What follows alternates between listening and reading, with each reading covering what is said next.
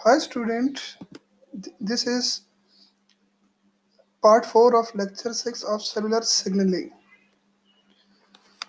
In this, we have to discuss about the regulation of cell surface receptors. The number and activity of functional hormone receptor on the surface of cell is not constant.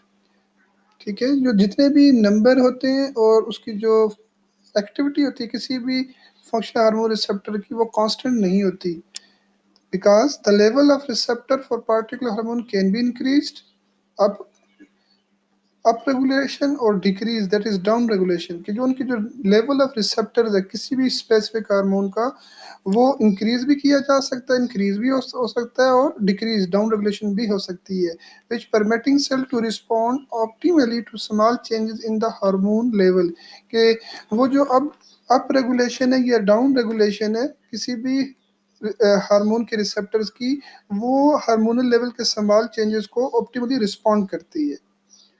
Prolonged exposure of a cell to high concentration of a hormone is usually result in a reduction in the number of its functional receptor.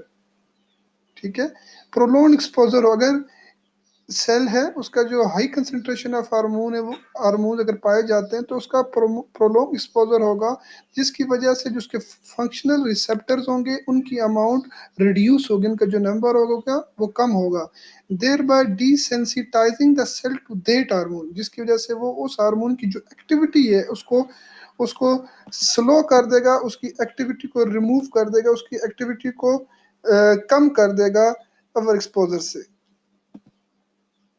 Up to a point, an increase in hormone concentration causes typical hormone-induced responses rather than excessive one. कि अगर किसी specific point तक कि hormone की जो concentration है वो increase हो वो काज टिपिकल हार्मोन इंड्यूस रिस्पॉन्सेज कि वो उसकी जो कंसंट्रेशन है वो एक नॉर्मल जो टिपिकल अगर ज़रूरत से ज़्यादा भी हार्मोन की सिक्रीशन हो गई है लेकिन उसकी जो एक्सप्रेशन होगा जो उसका रिस्पॉन्स होगा वो टिपिकल होगा रेदर देन एक्सेसिव वन के उससे ज़्यादा उस हार्मोन की कंसंट्रेशन की लिमिट से ज़्यादा उसके रिस्पॉन्स नहीं हो सकता. Down regulation of cells surface receptor can occur in several ways कि जो सेल सरफेस रिसेप्टर्स हैं उनकी जो डाउन रेगुलेशन है उनकी जो डिक्रीज है वो बहुत सारे तरीकों से वे से हो सकती है जिनमें एक ये है कि receptor can be internalised by endocytosis. जितने भी वो रिसेप्टर्स हैं सेल सरफेस रिसेप्टर्स हैं वो इंटरनलाइज्ड हो सकते हैं इंडोसाइटोसिस के जरिए. इंडोसाइटोसिस के जरिए कि वो जो रिसेप्टर्स हैं वो इंटरनलाइज हो जाते हैं, उनको इनगल्फ करके उनकी इंडोसाइटोसिस की वजह से उनको कवर किया जाता है जिसकी वजह से thus decreasing the number of receptor on the cell surface जिसकी वजह से इंटरनलाइजेशन की वजह से जो number of cell surface receptor हैं उनकी नंबर अमाउंट कम हो जाती है जिसकी वजह से then either destroyed or stored in the intercellular vesicles. तो वो जो इंटरलाइज्ड रिसेप्टर्स हैं या तो वो डिस्ट्रॉय हो जाते हैं, ठीक है, एंजाइमेटिक एक्टिविटी के थ्रू, और या वो इंटरसेलुलर वेसिकल्स में वहाँ पे स्टोर हो जाते हैं. अल्टरनेटिवली उसके अलावा जो दूसरा वे है सेल रिसेप्टर्स की डाउन रेगुलेशन में वो ये है कि the number of receptors on the cell surface is not decrease, number decrease नहीं होते but their activity is modified, उनकी एक्टिविटी ऐसे मॉडिफाई हो जाती है कि वो अपना प्रॉपर काम नहीं कर सकते. So they can either not bind the ligand कि उनकी उनकी ऐसी मॉडिफिकेशन हो जाती है कि ना तो वो अपने ligand से बाइंड कर सकते हैं या और bind ligand but form a receptor ligand complex that does not induce the normal cellular response. कि अगर वो बाइंड कर भी जाते हैं तो जो उसकी बाइंडिंग की वजह से जो नॉर्मल उसका जो रिस्पॉन्स सेलुलर रिस्पॉन्स आना चाहिए था वो रिस्पॉन्स नहीं आता. इस तरह इस मॉडिफिकेशन की वजह से उस जो सेल सरफेस रिसेप्टर है उसकी डाउन रेगुलेशन हो जाती है according to the hormonal use at that time of cell. Receptors of many hormones are regulated by two or more of these mechanisms. ठीक है, जितनी भी हार्मोन्स हैं उनकी जो रेगुलेशन उनके जो रिसेप्टर्स हैं वो किस तरह रेगुलेट किए जाते हैं, उनके किस मैकेनिज्म के जरिए उनको रेगुलेशन होती है, हम देखते हैं कि उसकी रेगुलेशन कैसे हो सकती है. जो पहला उसका जो मेथड है उसकी रेगुलेशन का that is receptor of many peptide hormones are down regulated by endocytosis.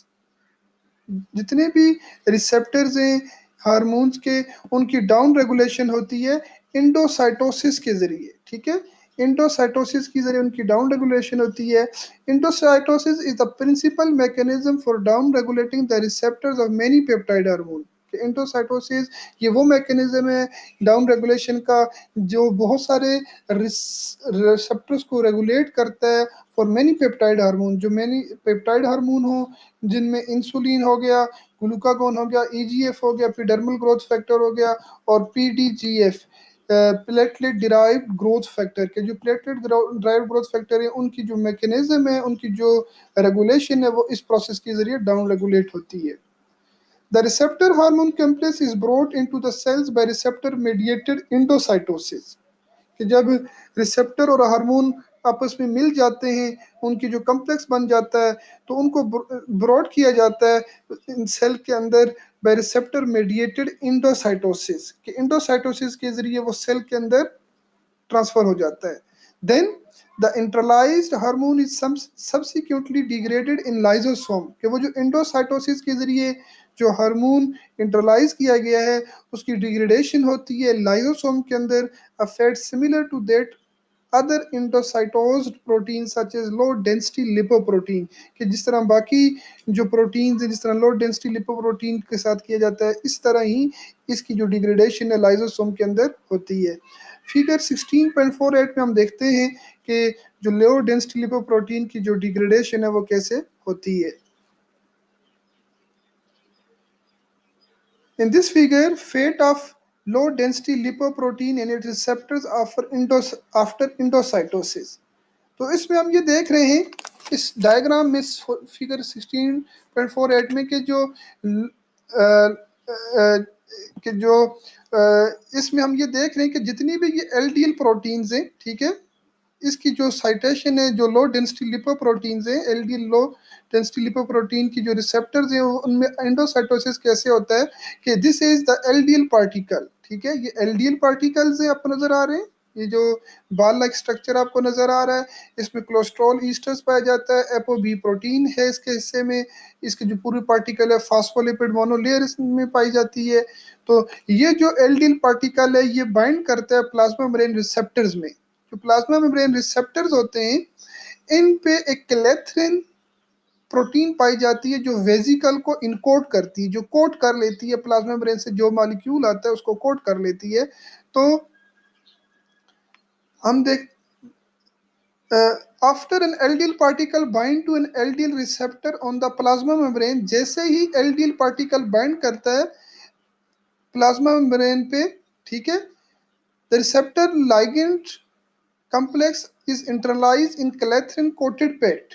तो ये जो रिसेप्टर लाइगेंड जो कम्प्लेक्स है ये इंटरनलाइज्ड हो जाता है क्लेथरिन कोटेड पेट में, that pinches off to become a coated vesicle. जैसे उसके बाद ये पिंच ऑफ होके वेजिकल, कोटेड वेजिकल में पिंच ऑफ हो जाता है।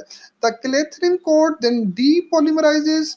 ठीक है, उसके बाद ये जो क्लेथरिन कोट होती है डीपोलीमराइज होकर क्लेथरिन ट्राइक्लोसिलाइन में कन्वर्ट हो जाती है, सेपरेट हो जाती है। ठीक है, जो clathrin coat then depolymerise to triskelions resulting in early endosome, जिसकी वजह से ये अनकोटेड जो वेजिकल है जिसे अर्ली इंडोसोम भी कहा जाता है ये इसमें कन्वर्ट हो जाती है। एंड उसके बाद ये जो इंडोसोम होता है, ये जो इंडोसोम है, this endosome fuses with a sorting vesicle. ये जो इंडोसोम है, ये जो सॉर्टिंग वेजिकल है जिसे लेट इंडोसोम भी कहा जाता है, कर्ल। ठीक है, ये जो इंडोसोम है, then this endosome fuses with a sorting vesicle known as curl or late endosome, where the low pH causes the LDL particle to dissociate from the LDL receptor। ठीक है, ये जो लो पीएच है इसकी वजह से सेपरेशन होती है, separation of LDL particle from receptor due to lowered pH, कि जो उसकी जो पीएच है अराउंड 5 पीएच है उसकी वजह से वो वहां से सेपरेट हो जाता है। जैसे सेपरेट होता है a receptor rich region buds off to form a separate vesicle. ठीक है, सेपरेट वेजिकल बन जाती हैं जो रिसेप्टर्स हैं, और वो रिसेप्टर सेपरेट वेसिकल्स बन के that recycle the LD receptor back to the plasma membrane. और जब ये सेपरेट वेसिकल बन जाते हैं तो ये जितने भी रिसेप्टर्स हैं ये रिसाइकल बैक हो जाते हैं प्लाज्मा मेम्ब्रेन की तरफ वापस फंक्शनिंग के लिए। और दूसरी तरफ a vesicle containing an LDL particle may fuse with another late endosome। ये जो वेजिकल है जिसमें ये पार्टिकल मौजूद है, ये फ्यूज कर सकती है अनदर लेट एंडोसोम के साथ, but ultimately fuses with a lysosome to form a large lysosome. लेकिन एट द एंड ये लाइसोसोम के साथ ये बाइंड कर जाती है, जिसकी वजह से लार्ज लाइसोसोम बन जाता है। ठीक है जी। There the apoB protein of LDL particle, यहाँ पे जो लार्ज लाइसोसोम में जो एपो बी प्रोटीन है एल्डिल पार्टिकल की, डिग्रेड हो जाती है अमाइनो एसिड में। ठीक है। जैसे वो डिग्रेड होती है अमाइनो एसिड में और cholesterol esters are hydrolysed to fatty acid and cholesterol, जो कोलेस्ट्रॉल ईस्टर्स हमने यहाँ पे एपो बी प्रोटीन, ये जो ऊपर आप टॉप में देख रहे हैं, कन्वर्ट हो जाती है अमाइनो एसिड में।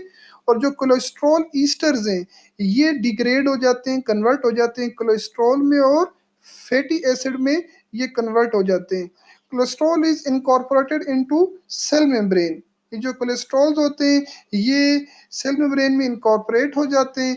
And abundant imported cholesterol inhibits synthesis by the cell of both cholesterol and LDL receptor protein.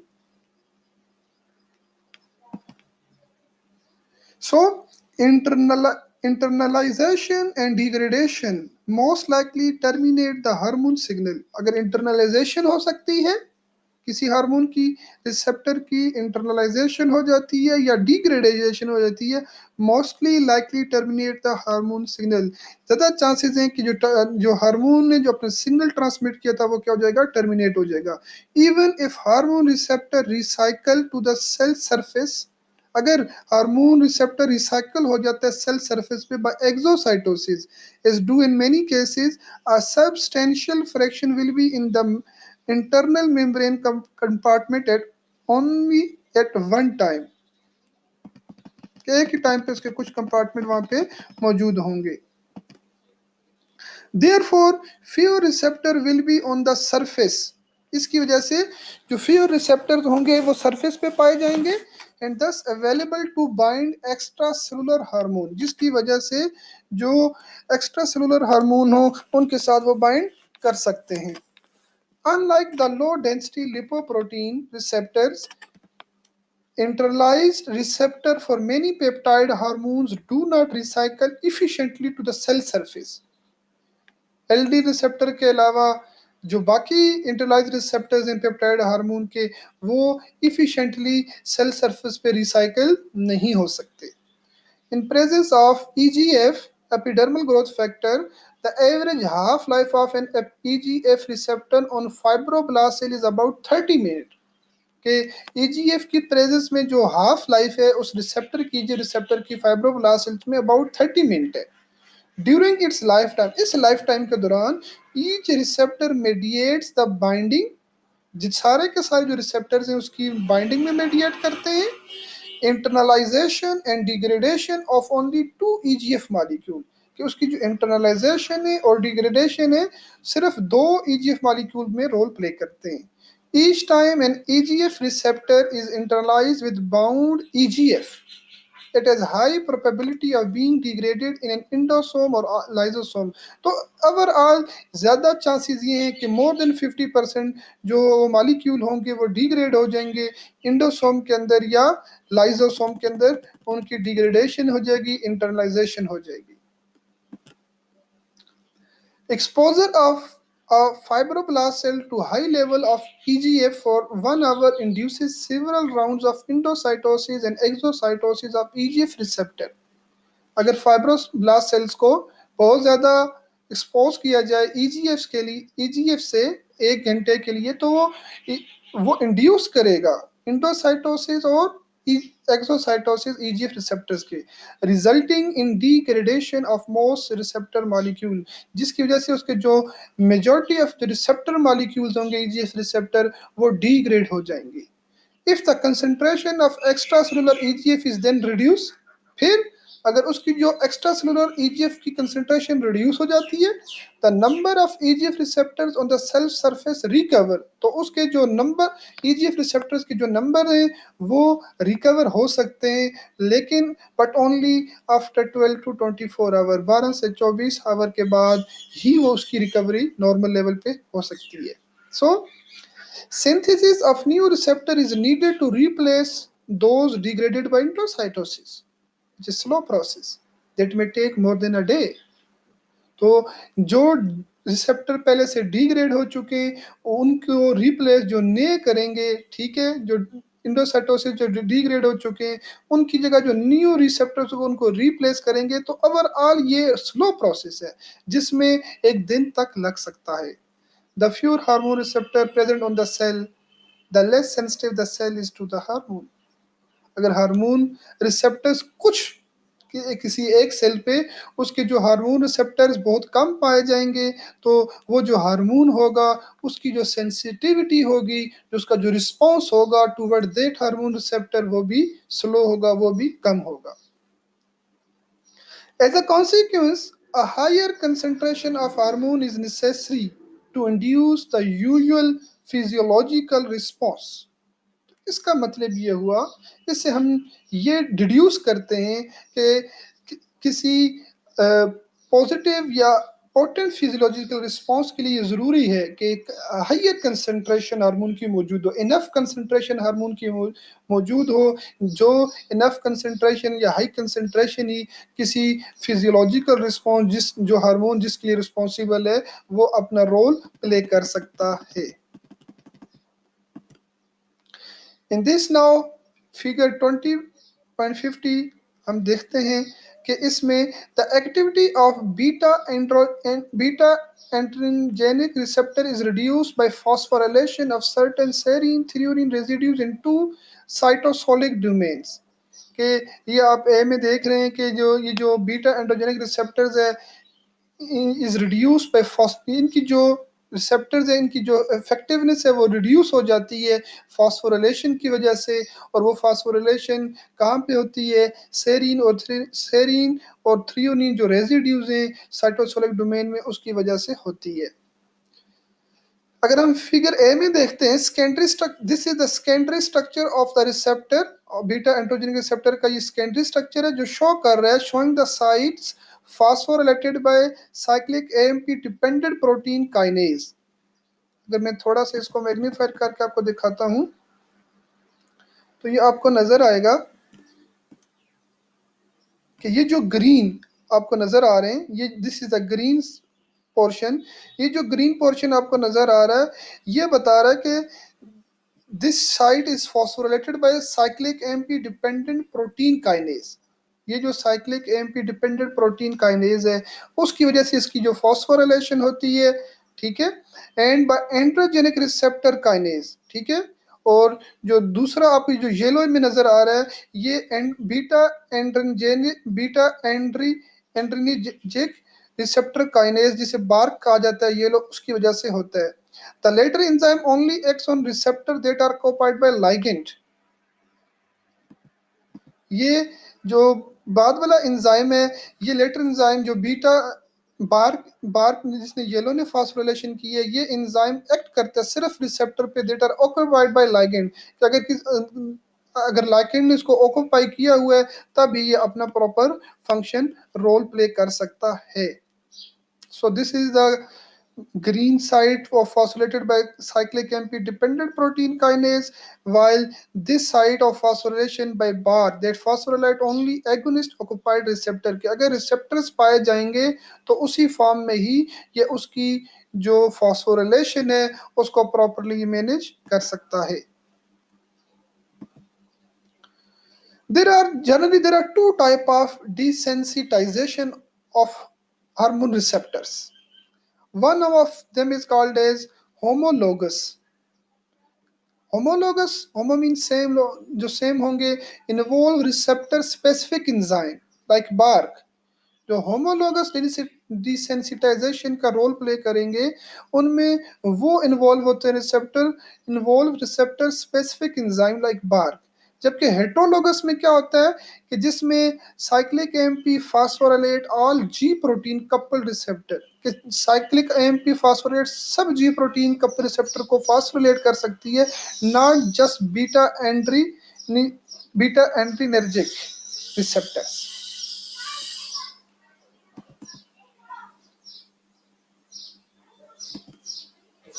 इसमें हम देख सकते हैं कि ये जो दो मैकेनिज्म है रैपिड डिसेंसिटाइजेशन के बीटा टू एंड्रोजेनिक रिसेप्टर के, both depend on the receptor phosphorylation. ये दोनों के डिपेंड किस पे करते हैं?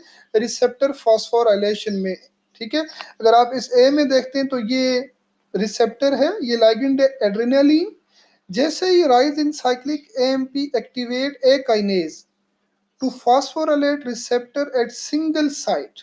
ठीक है, जैसे ही साइक्लिक एएमपी की जो कंसंट्रेशन है वो राइज होती है तो एक्टिवेट करता है काइनेज को फॉस्फोरिलेशन टू फॉस्फोराइलेट रिसेप्टर, ताकि ये जो रिसेप्टर है उसको फॉस्फोराइलेट कर दे एट सिंगल साइट, एक ही साइट पे। ठीक है, तो यहाँ ये इसको फॉस्फोराइलेट कर देता है, जिसकी वजह से जो रिसेप्टर है वो डी सेंसिटाइज हो जाता है। और दूसरी तरफ अगर आप देखते हैं बी में, तो इसमें जो डिसेंसिटाइजेशन में जो रोल प्ले करता है वो बीटा एरेस्टिन करती है, which inhibit the ability of activator receptor to interact with GS and therefore decrease the response to adrenaline. ठीक है, ये रिसेप्टर है beta androgenic kinase phosphorylate activated receptor at multiple site. ठीक है, वो रिसेप्टर को एक्टिवेट करता है मल्टीपल साइट पे, उसके बाद उसकी फास्फोराइलेशन होती है। ठीक है, इसकी ये मल्टीपल साइट पे आप देख रहे हैं कि इसकी फास्फोराइलेशन हुई है, और जैसे ही फास्फोरिलेशन होती है उसके बाद जो बीटा अरेस्टिन बाइंड टू फास्फोरिलेटेड रिसेप्टर, ये जो फास्फोरिलेटेड रिसेप्टर्स थे यहाँ पे बीटा अरेस्टिन आके अटैच हो जाती है, जिसकी वजह से जो जो उसके जो एक्शन है वो डिसेंसिटाइज हो जाता है रिसेप्टर्स का। The feedback regulatory loop for modulating the activity of the beta adrenergic and related G protein linked receptors. This loop permits a feedback loop mechanism, feedback mechanism उसमें रोल प्ले करता है उनकी activity में। This loop permits a cell to adjust receptor sensitivity to the constant hormone level. ये जो loop है, जो feedback loop है, वो सेल को एडजस्ट करती है, रेगुलेट करती है, अलाउ करती है रिसेप्टर की सेंसिटिविटी की, ताकि वो आप उसको हार्मोन के लेवल के अकॉर्डिंग उसको कांस्टेंट लेवल पे एडजस्ट कर सके, at which it is being stimulated so as a maintain so as to maintain a normal physiological response। तो नॉर्मल फिजियोलॉजिकल रिस्पॉन्स के लिए वो अपनी एक्टिविटी को वो ऐसे फीडबैक मैकेनिज्म के जरिए उसको प्रॉपरली रेगुलेट करती है। यहाँ पे अगर फीडबैक मैकेनिज्म में आप देखते हैं तो इसमें हमें हम जैसे ये यहाँ पे हमें क्लियर कट नज़र आ रहा है कि ये सबसे पहले ये एक हार्मोन है। ठीक है, ये रिसेप्टर्स है। ठीक है, जीस प्रोटीन लिंक्ड रिसेप्टर्स में पाए जाते हैं। इनसाइड इसमें जो साइक्लिक एएमपी की जो कंसंट्रेशन है वो लो है, साइटोसोलिक साइक्लिक एएमपी की जो कंसंट्रेशन है वो लो है। यहाँ पे हार्मोन मौजूद है, हार्मोन प्रेजेंट है, और इन जैसे ही रिएक्शन स्टार्ट होता है लो साइक्लिक साइटोसोलिक सीएमपी की वजह से हार्मोन रिसेप्टर्स पे बाइंड करते हैं, hormone induce increase in cyclic AMP. जैसे ही हार्मोन्स लाइगेंड बाइंड करते हैं रिसेप्टर्स के साथ, हार्मोन बाइंड करता है, तो उसकी वजह से साइक्लिक एएमपी की कंसंट्रेशन आप देख रहे हैं कि यहाँ पे इंक्रीज हो जाती है। उसके बाद साइक्लिक साइक्लिक एएमपी की कंसंट्रेशन इंक्रीज होने के बाद उसकी फास्फोराइलेशन हो जाती है, विच फास्फोराइलेटेड डिसेंसिटाइज रिसेप्टर। जैसे ही उनकी ये जो रिसेप्टर्स आप देख रहे हैं कि ये जो जी प्रोटीन लिंक रिसेप्टर्स इनकी फास्फोराइलेशन हो जाती है, जैसे साइक्लिक एएमपी की जो कंसंट्रेशन इंक्रीज होती है या बार की रिसेप्टर की कंसंट्रेशन की वजह से, जैसे ही उनकी वजह से जो साइक्लिक एएमपी इंप्रूव हो जाता है, उनकी कंसंट्रेशन हाई हो जाती है, हाई साइटोसोलिक सीएमपी की वजह से उनकी जो फास्फोरिलेशन हो जाती है तो वो डिसेंसिटाइज हो जाते हैं, जिसके बाद हाई कंसंट्रेशन के बाद सिग्नल जाता है फास्फोडाइस्टेरेज की ज़रिए लो साइटोसैलिक की वजह दोबारा रिएक्शन स्टार्ट हो जाता है। तो इस तरह फीडबैक मैकेनिज्म अपना प्रॉपर रोल उसमें प्ले करता है। And this is the some way in which target cells can become desensitized to an extracellular signaling molecule। कि जो टारगेट सेल्स हैं वो डिसेंसिटाइज हो सकते हैं, अपने आप को अडाप्ट कर सकते हैं एक्स्ट्रा सेलुलर सिग्नलिंग मॉलिक्यूल की तरफ। अब फर्स्ट में देखते हैं तो मेजॉरिटी ऑफ देम में फॉस्फोराइलेशन होती है। ठीक है, इस फर्स्ट डायग्राम में अगर आप देख रहे हैं तो रिसेप्टर सिक्वेस्ट्रेशन कि जो रिसेप्टर होता है वो सिक्वेस्टर हो जाता है। यहाँ पे रिसेप्टर प्रोटीन आपको नजर आ रही है। जैसे ही सिग्नल मॉलिक्यूल इसके साथ अटैच करता है तो वो उसकी इंटरनलाइजेशन हो जाती है, वो इंडोसाइटोसिस होती है। इंडोसाइटोसिस की वजह से जो रिसेप्टर होता है वो सिक्वेस्ट्रेशन हो जाती है। इस तरह जो रिसेप्टर है उसकी डिसेंसिटाइज्ड होकर वो अपना वर्क नहीं कर पाता। दूसरा जो टाइप है that is receptor down regulation कि ओवरऑल यहाँ पे जो रिसेप्टर एक्स्ट्रासेलुलर साइड पे मौजूद है, सिग्नल मॉलिक्यूल बाइंडिंग की वजह से जो रिसेप्टर है उसको डाउन रेगुलेट कर दिया जाता है कि उसकी जो इंडोसाइटोसिस होती है और उसके बाद वो जो रिसेप्टर होता है और उसकी डिग्रेडेशन हो जाती है जिसकी वजह से वो ओवरऑल काम नहीं कर सकता। तो इस तरह वो डाउन रेगुलेट हो जाता है। एंड थर्ड वे में क्या होता है, थर्ड फॉर्म में ये होता है कि थर्ड एग्जांपल में ये है कि रिसेप्टर इनएक्टिवेशन। आप देख रहे हैं कि दिस इज अ रिसेप्टर और इस रिसेप्टर आप ये ब्लैक पार्ट देख रहे हैं कि रिसेप्टर की जो बाइंडिंग साइट है ओवरऑल बाइंडिंग के बावजूद जो साइटोसोलिक साइड है उस पे रिसेप्टर के साथ एक चीज कोई भी इनएक्टिवेट करने वाला प्रोटीन आके अटैच हो जाती है जिसकी वजह से रिसेप्टर इनएक्टिवेट हो जाता है। And the next is inactivation of signalling protein. ऐसी कुछ सिग्नलिंग प्रोटीन है, अगर आप नेक्स्ट में देखते हैं तो इंट्रासेलुलर सिग्नलिंग प्रोटीन के इन एक्टिवेटिंग सिग्नलिंग प्रोटीन है जो आके उसके साथ बाइंड कर जाती हैं जिसकी वजह से वो अपना प्रॉपर फंक्शन नहीं कर सकता। इस तरह वो डिसेंसिटाइज्ड हो जाता है। And the last one is production of inhibitory protein कि जैसे ही रिसेप्टर प्रोटीन सिग्नलिंग मॉलिक्यूल के साथ बाइंड कर जाती है उसके बाद ये होता है कि इनहिबिटरी प्रोटीन ऐसी सक्रिएट होती हैं जो उसके फंक्शनिंग को डिसेंसिटाइज कर देती हैं, उसके सिग्नल को डिसेंटिसाइज कर देती हैं और उसको अपना पूरा प्रॉपर वर्क नहीं करने देती।